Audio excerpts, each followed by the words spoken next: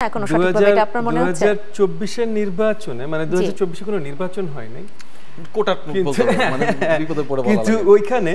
আপনার একটা জায়গায় কিন্তু একদম মানে পুরো দেশের জনগণ জানতো নির্বাচনটা কত খারাপ হয়েছে কারণ ওইখানে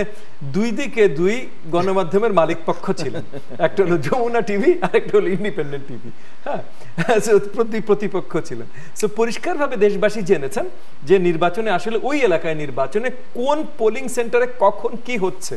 একটা পয়েন্ট পর্যন্ত জেনেছে তারপর সরকারের পক্ষ থেকে বন্ধ করে দেওয়া হয় এই চ্যানেলের মধ্যে একটা সো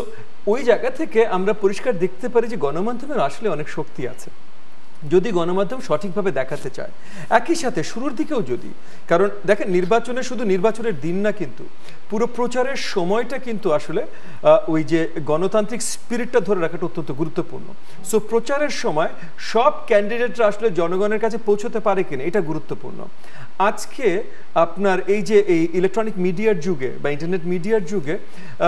ব্যক্তিগতভাবে একজন ক্যান্ডিডেটের সবার দুয়ারে পৌঁছানো অনেক মুশকিল জনসংখ্যার amount number of voters per constituency সবকিছু যদি চিন্তা করেন অনেক মুশকিল কিন্তু আজকে এই যে গণমাধ্যম যারা আছেন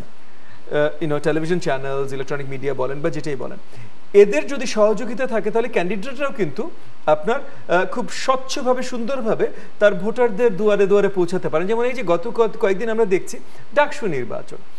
নির্বাচন কে করছে কে আছে কে না আছে আমাদের কিচ্ছু জানার কথা না না ভাই ঢাকা আচ্ছা উনি নালে সরকারের আছেন না আমারও জানার কথা না সো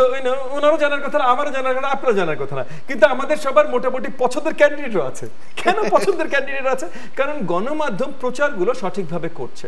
সো এই সেম জিনিসটা কিন্তু আসলে এবং এই ঢাকা বিশ্ববিদ্যালয়টা আসলে দরকার ছিল না আমার কোনো ফেভারিট ক্যান্ডিডেট থাকার দরকার ছিল না ভাইয়েরও না আপনারও না কিন্তু জাতীয় নির্বাচনে এটা দরকার সো জাতীয় নির্বাচনের প্রচারণার সময় যদি গণমাধ্যম সঠিক পলিসিগুলো নেয় এই যে নিওলিবারাল এখন ওই যে ক্যাপিটালিস্ট নিওলিবারাল সিস্টেমে যে আমি সবচেয়ে ফায়দা করতে চাই সো ওরে দিলে আমার টিআরপি সবচেয়ে বেশি আসবে শুধু ওরে দিব এটা না করে কিছু অল্প সময়ের জন্য যদি গণতন্ত্রের সাথে কারণ এগেন গণমাধ্যম is the fourth pillar of sort of democracy so গণমাধ্যম যদি সেই দায়িত্বটা পালন করা শুরু করে এবং এখানে অবভিয়াসলি সরকারের পক্ষ থেকে যদি তাদেরকে সহযোগিতা করা হয় এই দায়িত্বগুলো পালন করার তাহলে প্রথমে সহযোগিতা কতটা করা হয় গণমাধ্যম কর্মী কতজন আহত হয়েছে নানানভাবে হেনস্থার শিকার হয়েছে আসলে কতটা আপনার বক্তব্যটা আগে শুনে আমি ফয়েজ আহমেদকেও শুনবো কতটা আসলে অন্তর্বর্তী সরকার তাদের ব্যাপারে মানে সেই সহায়ক ভূমিকায় অবতীর্ণ হয়েছেন দেখেন প্রথমত অন্য কোনো কিছু বলার আগে আমি এটা বলে শুরু করব যে সব সময় প্রথম দায়িত্ব সরকারের সো যে কোনো কিছু হলে প্রথম দোষ সরকারের দিকেই যাবে সো সরকারকে পুরোপুরি দোষারোপ করার পর নেক্সট আলোচনায় আসি যে দেখেন গণমাধ্যমের শক্তি তো অনেক সো আপনি যদি গণমাধ্যমকে একত্রিত করেন এখানে ফোর্থ পিলার আপনি ওই যে সাংবাদিক ইউনিয়ন বলেন আপনি এই টেলিভিশন চ্যানেলসগুলো বলেন সংবাদপত্রগুলো বলেন সো গণমাধ্যম কর্মীর উপরে যখন কোনো আক্রমণ বা কিছু হয় গণমাধ্যমও যদি বড়ভাবে দাঁড়ায় সাংবাদিক ইউনিয়নগুলো আমরা দেখেছি শেখ হাসিনা না বলে সাংবাদিক ইউনিয়নগুলো এতটাই পলিটিসাইজ যে আওয়ামী বিরোধী কোনো সাংবাদিক বা কোনো প্রতিষ্ঠান থাকলে সাংবাদিক ইউনিয়নরা আরো রাদার লবিং করছে তাদেরকে কিভাবে দমন করা যেতে পারে তাদের উপরে কিভাবে নিপীড়ন অত্যাচার চালানো যেতে পারে আমরা দেখেছি কার্টুনিস্টকে উঠিয়ে নিয়ে যে আর জীবিত ফেরত আনতে পারিনি আমরা সো এইগুলো আমরা দেখেছি তো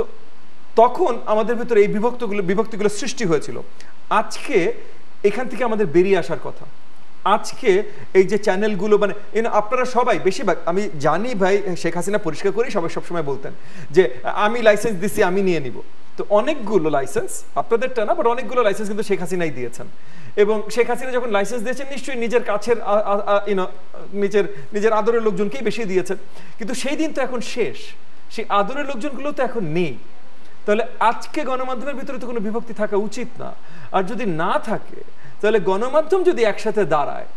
সাংবাদিক ইউনিয়নগুলো যদি একসাথে দাঁড়ায় বা ফেডারেশনগুলো বা অ্যাসোসিয়েশনগুলো যদি একসাথে দাঁড়ায় চ্যানেল অ্যাসোসিয়েশন নিউজপেপার অ্যাসোসিয়েশন এরা যদি একসাথে দাঁড়ায় তাহলে